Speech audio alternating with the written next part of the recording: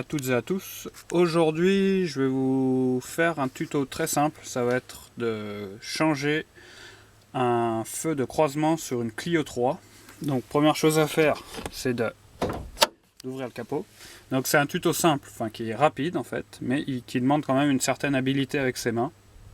Parce que vous allez voir, c'est très restreint au niveau du passage pour travailler avec la main. Alors, on ouvre le capot. Hop.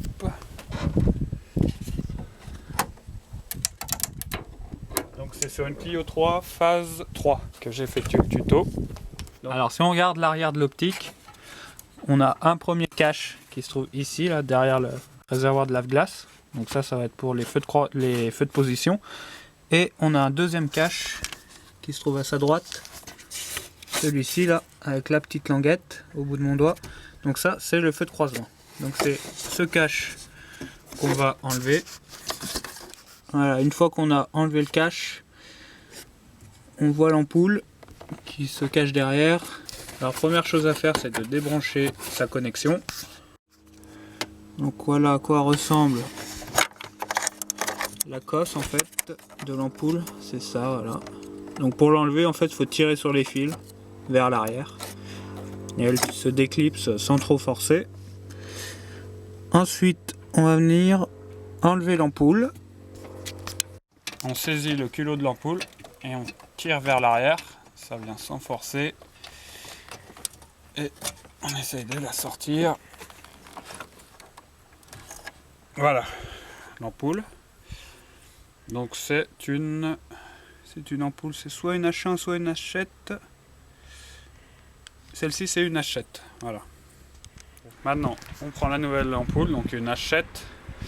On la saisit pareil par le culot. Surtout, il ne faut pas toucher le verre, pas mettre d'impureté dessus. C'est parce que sinon, elle va griller prématurément. Et on met le détrompeur, donc ici. Comme on voit autour, c'est rond, sauf ici.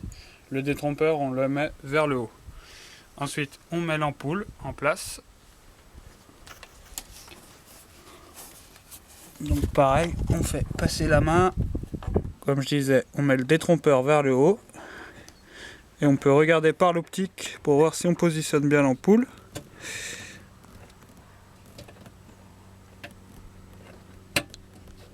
Ensuite, il va falloir rebrancher l'ampoule avec sa fiche. La face que je suis en train de filmer là, c'est la face qui va côté ampoule. Et les deux ergots, donc ici au bout de mon doigt et de l'autre côté, ça, ces ergots-là, il faut les orienter horizontalement.